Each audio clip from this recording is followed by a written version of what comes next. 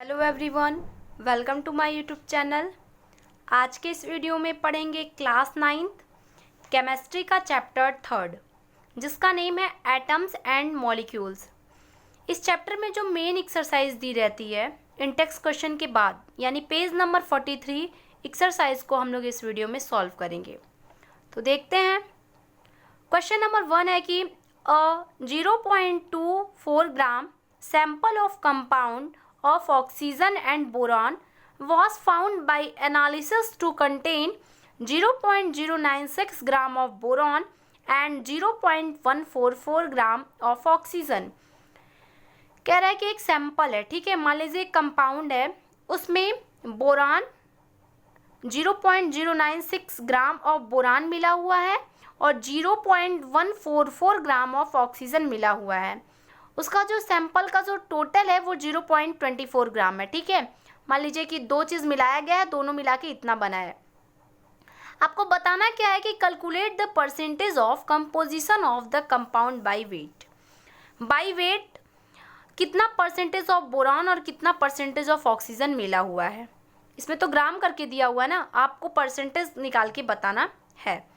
मान लीजिए first thing है, सेकेंड थिंग है और दोनों मिलके ये मतलब बना रही है, ठीक है। इन दोनों का टोटल दिया हुआ है, यहाँ पे आपको परसेंटेज बताना है कि कितना ग्राम परसेंटेज और कितना ऑक्सीजन मिला हुआ है।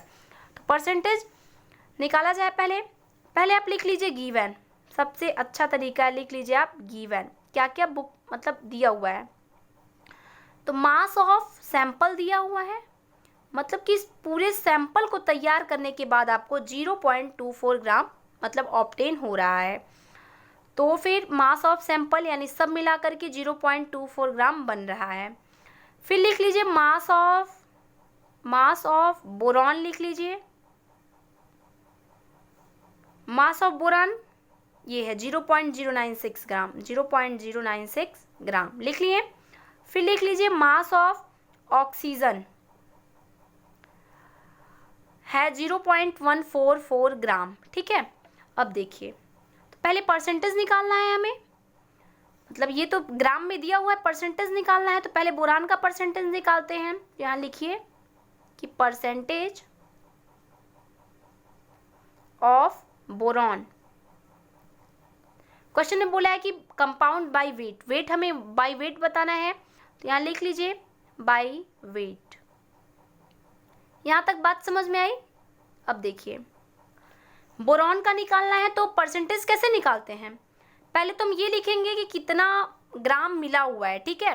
तो आप पहले ये लिखिएगा कि बोरॉन मिला हुआ है आपका, यहीं पे होगा लेकिन मैं यहाँ पे लिख देती हूँ कि 0.096 ग्राम इतना मिला हुआ है, ठीक है। टोटल कितना है 0.24 ग्राम, 0.24 ग्राम इंटू 100। आप छोटे पर से आप परसेंटेज निकालते आ रहे हैं। जितना आप गेन किए रहते हैं अपान टोटल इंटू 100 किया जाता है। यहाँ पे भी इतना मिक्स है, ये टोटल है और इंटू 100 हमने कर दिया। अब देखिए सेकंड थिंग आपको ये करनी है कि पहले तो इसको कैलकुलेशन में बहुत मिस्टेक होते हैं। तो पहले आप क्या कीजिए कि डेसिमल को हटा दीजिए। डेसिमल को हटाने के लिए 1 2 3 यानी 3 पॉइंट के बाद डेसिमल लगा हुआ है तो 1000 से ऊपर नीचे इंटू कर दीजिए, ठीक है। तो 0.096 है अपान 0.24 है इंटू ऊपर 100 है और इंटू 1000 आप कर दीजिए। क्यों? कैलकुलेशन आसान करने के लिए मैं बता दे रही हूँ कि यहाँ पे 3 ऊपर देखते हैं कि मतलब 1 2 3 पॉइंट के बाद डेसिमल लगा हुआ है तो 3 नंबर से ऊपर इंटू कर देंगे यानी 1000 से। तो नीचे भी इतने से ही होगा 1000 से। अब आपको क्या मिलेगा, ये मान लीजिए डेसिमल हट गया, ठीक है। ऊपर मिला 96 और नीचे मिला 24। लेकिन यहाँ पे 3 नंबर थे तो मान लीजिए 3 नंबर थे तो आप पा गई 96 आप पा गए। अब यहाँ पे 2 ही हुआ तो आप यहाँ पे 240 लिखेंगे, यहाँ पे इंटू 100 क्योंकि इंटू 100 तो मेरा पहले से ही था ना, तो वो तो रहेगा ही। बात ये है कि यहाँ पे देखिए 1 2 3 नंबर के पास बाद डेसिमल था, यहाँ पे 2 ही नंबर के बाद डेसिमल है, इसलिए यहाँ पे एक जीरो मतलब बचा रहेगा। अब देखिए तो 240 से अगर आप 96 को काटते हैं तो 4 आएगा और नीचे आपको 10 बचेगा। ठीक है, आप ये काट के देख लीजिएगा, मैं आपको आसान करने के लिए बता रही हूँ। फिर क्या होगा कि 4 इंटू 100 करेंगे तो आपको 400 आएगा और नीचे 10 लिख दीजिए। आप जब इसको कट करेंगे तो 40 आएगा, यानी पूरा मिला के 40% ऑफ बोरॉन आपको मिलेगा। यानी बोरान आपका कितना मिक्स है, 40% मिला हुआ है। अब हमें क्या बताना है, ऑक्सीजन का बताना है। इतना आप नोट भी कर लीजिए और ऑक्सीजन का चलिए देखते हैं। यहाँ पे भी वही चीज़ डालेंगे कि percentage of oxygen by wait. ठीक है, क्वेश्चन को भी साथ में देखते जाइए। पूरा आपका गिवन है 0.144, ठीक है, और टोटल आपका 0.24 दोनों में था, इंटू 100 हमें करना है।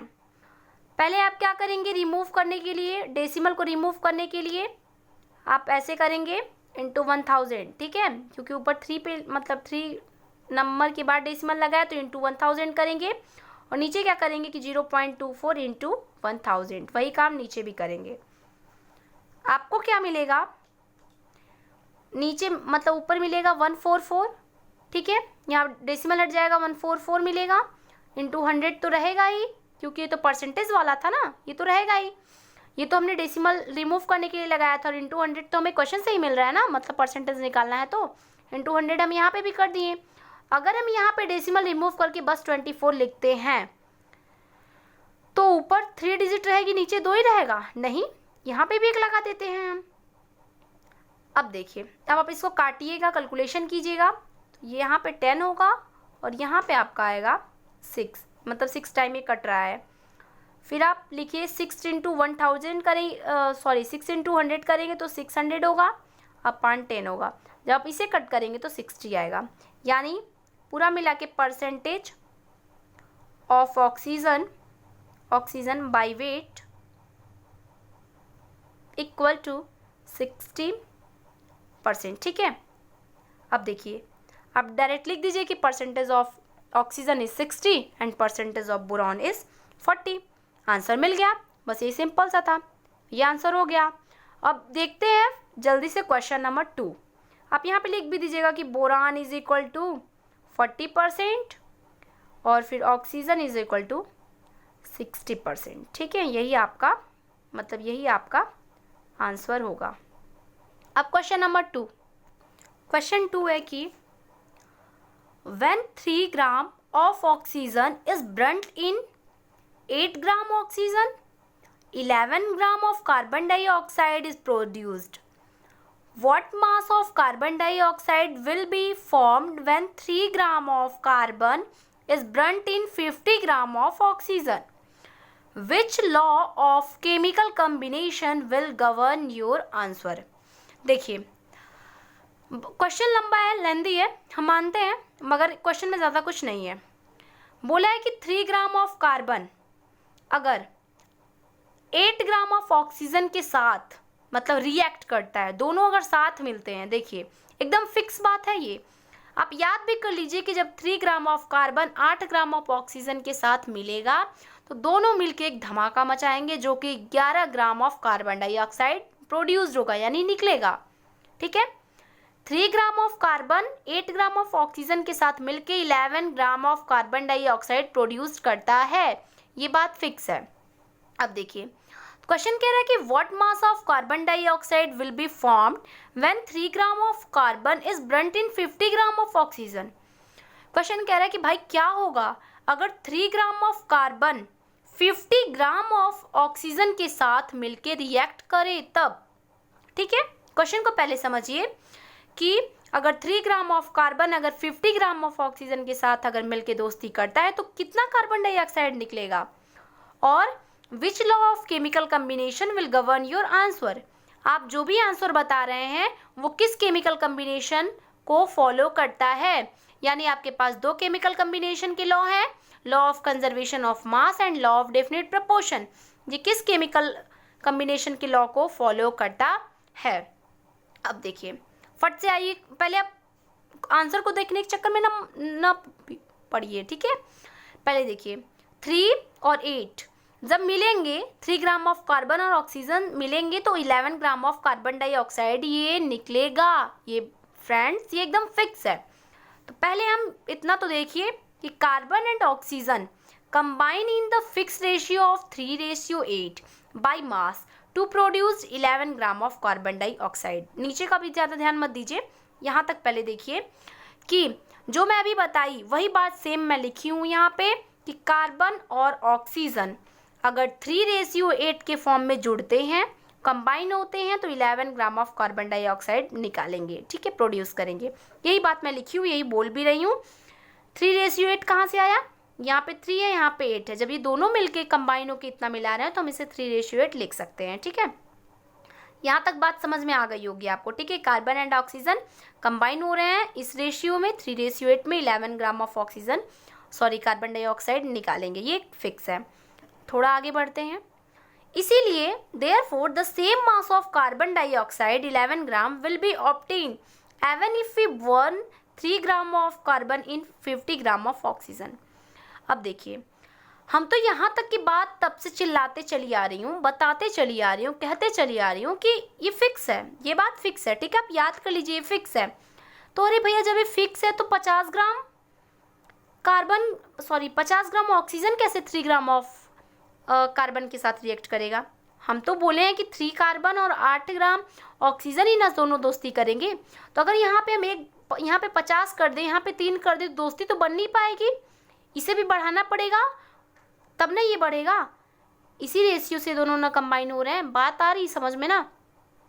तो अगर हम ये 3 को 3 छोड़ देते हैं और 8 की जगह कुछ और ला देते हैं तो अनरिएक्टिव हो जाएगा, कुछ काम ही नहीं करेगा आपका, ठीक है। तो वही हमने लिख दिया है कि अगर हम कार्बन डाइऑक्साइड अगर 11 ग्राम ही निकल रहा है तो 3 ग्राम ऑफ कार्बन और 11 ग्राम ऑफ ऑक्सीजन के साथ ही निकलेगा, ठीक है। अगर हम 50 ग्राम लगाते हैं, 50 ग्राम ऑक्सीजन अगर रख देते हैं 3 ग्राम ऑफ कार्बन के साथ तो कुछ नहीं होगा। 50 में से 8 माइनस कर दीजिए, 42 आ जाएगा। यानी 42 ग्राम ऑफ जो ऑक्सीजन रहेगा फ्रेंड्स वो अनरिएक्टेड हो जाएगा, यानी काम ही नहीं करेगा, उतना खराब हो जाएगा, ठीक है। क्योंकि 3 के साथ तो 8 ही काम ना आएगा। यहाँ पे आप देखिए कि 3 के साथ 8 ही की ज़रूरत थी। अगर इस साइड ज़्यादा दे रहा है, ऑक्सीजन ज़्यादा कर रहा है तो कार्बन को भी ज़्यादा करना चाहिए था, लेकिन क्वेश्चन में नहीं किया। तो आप क्या करिए, क्वेश्चन में से 50 में से 8 माइनस कर दीजिए, 42 को आप हटा दीजिए, ठीक है। जो दोस्ती बनाए हैं ये दोनों लोग, इसके दोस्ती से बाहर करके 3:8 का मतलब फिर दोस्ती कर लीजिए। तो क्या होगा, 42 ग्राम ऑक्सीजन, यहाँ पे ग्राम लिख लीजिएगा, 42 ग्राम ऑक्सीजन क्या होगा, विल रिमेन अनरिएक्टेड, ठीक है। अनरिएक्ट यानी कोई दोस्ती नहीं, कोई कुछ नहीं होगा।